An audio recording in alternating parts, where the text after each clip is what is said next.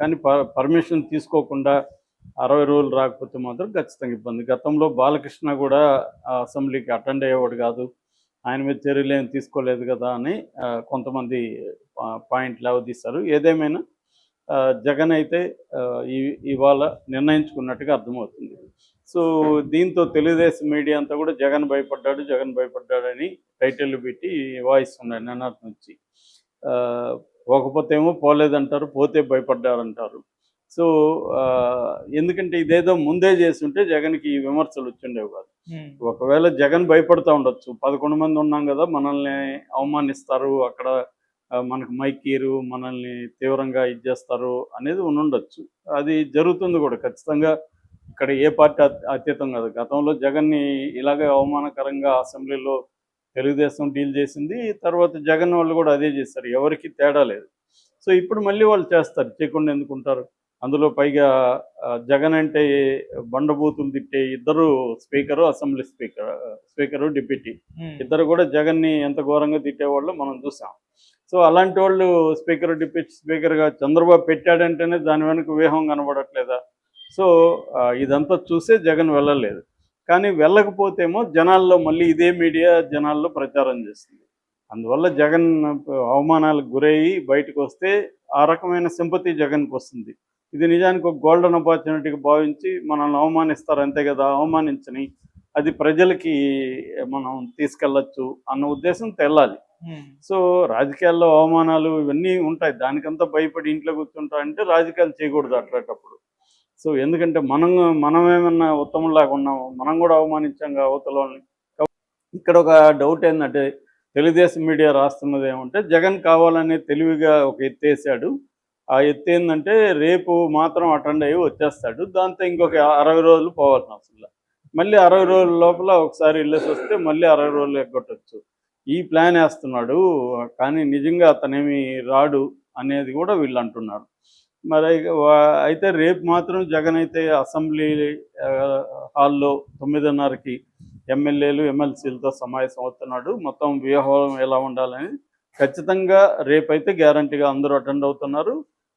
Next Jagan కూడా attend అవుతాడా assembly జరిగే దీనికి సమావేశాలకి మొత్తంగా అటెండ్ అవ్వడా అనేది ఇంకా క్లారిటీ రాలేదు.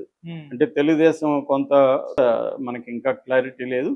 కానీ జనం అయితే అందరూ కూడా కోరుకునేది ఏంటంటే రెగ్యులర్గా అటెండ్ అవ్వాలి. ఇప్పుడు బడ్జెట్ సమావేశం వెరీ ఇంపార్టెంట్, అక్కడ అటెండ్ అవ్వాలి. ఒకవేళ వీళ్ళని అక్కడ ఫంక్షన్ చేయనీయకుండా అడ్డుకుంటే అప్పుడు జనం లేకొచ్చు నువ్వు మాట్లాడచ్చు.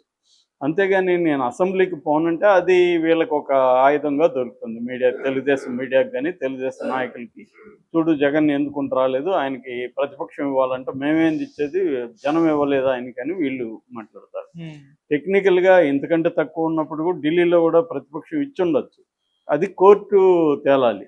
అది వీళ్ళు ఇవ్వదలుచుకోలేదు తెలుగుదేశం వాళ్ళు. ఇవ్వనప్పుడు మన స్ట్రాటజీ ఎలా ఉండాలి, బాయ్కాట్ చేయడం కాకుండా, అంటే ఒక సామెత ఉంది, శత్రువు మనల్ని దెబ్బ కొడితే మనకు తగలకూడదు, ప్రజలకి తగలాలి, మనం శత్రువుని కొడితే శత్రువుకే తగలాలి, ప్రజలకు దెబ్బ తగలకూడదు అనే ఒక వ్యూహం ఉంటుంది. ఆ వ్యూహం ప్రకారం జగన్ ఇప్పుడు వాళ్ళకు దెబ్బ కొట్టారు, అది జగన్కే తగిలింది, ప్రజలకి ఏం తగట్లేదు.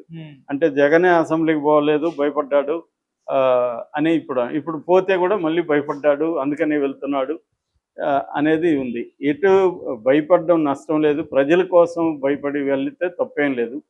సో ఆయన చేయాల్సింది తనకి ఎక్కడ డిస్క్వాలిఫై అవుతానో అనే భయంతో వెళ్ళడం కంటే, నేను ప్రజల సమస్యలు ఏ వేదికలో అయినా ఎంతసేపు అయినా నేను అది 1 minute ఇస్తే 1 minute మాట్లాడతాను, 2 minutes ఇస్తే 2 minutes మాట్లాడతాను అన్న ఇది తీసుకురావాలి.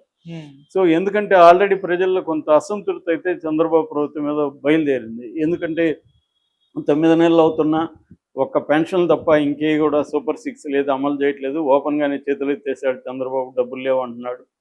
అట్లాగే అనేక రకాల అరాచకాలు జరుగుతున్నాయి. ఎమ్మెల్యేలు అందరూ కూడా భయంకరంగా డబ్బులు తినేస్తున్నారని తెలుగుదేశం మీడియానే రాస్తుంది. సో ఈ నేపథ్యంలో ప్రజల సమస్యలను ఎవరు పట్టించుకోవట్లేదు. పైగా కేంద్రం నుంచి ఏమాత్రం ఫండ్స్ కూడా చంద్రబాబు తీసుకురావడంలో ఖచ్చితంగా ఫెయిల్ అయ్యాడు. ఈ విషయాలన్నీ ప్రజల్లో ఉన్నాయి కాబట్టి దీన్ని ఇప్పుడు అది నిజానికి గోల్డెన్ ఆపర్చునిటీ జగన్కి. దీన్ని అసెంబ్లీలో మాట్లాడాలి. అసెంబ్లీలో అవమానాలు జరిగితే బయటకొచ్చి అప్పుడు మాట్లాడితే అప్పుడు ఇంకా ఊపొస్తుంది. కేడర్‌లో కూడా ఉత్సాహం వస్తుంది. అంటే ఏదో ఒక రకరకాల యాక్టివిటీలు ఉండాలి. నిజానికి చాలా సార్లు లీడర్‌లుగా ఎలా ఎదుగుతారంటే, పోలీసులు దెబ్బలు తిన్నప్పుడు లీడర్‌లుగా ఎదిగిన వాళ్ళు నేను చాలా మందిని చూశాను. అంతవరకు వాళ్ళు సైలెంట్‌గా ఉంటారు. హ్మ్. ఏదైనా ఒక ధర్నానో, రాస్తారోకో చేసినప్పుడు పోలీసులొచ్చి లాఠీ చార్జీలు కొట్టగానే ప్రజల్లో అతను హీరోగా ఎవాల్వ్ అవుతారు. హ్మ్. మేము మామూలుగా స్టూడెంట్ పాలిటిక్స్‌లో గూడా నేను చెప్పేవాడిని మా వాళ్ళకి కూడా. ట్రేడ్ యూనియన్ ఉన్నప్పుడు. మీరు దెబ్బలు తినండి అని. దెబ్బలు తింటే ఏమవుతారంటే లీడర్‌షిప్‌లోకి ఎదుగుతారు. ప్రజల్లో ఒక్కసారిగా నీ మీద సింపతి వస్తది. ఒక హీరోయిక్ ఇదొస్తది. ఓకే. అలాగా జగన్ అసెంబ్లీలో అవమానాలు వీళ్ళిద్దరూ అవమానిస్తారు. అవమానించని జనం చూస్తుంటారు గదా! సో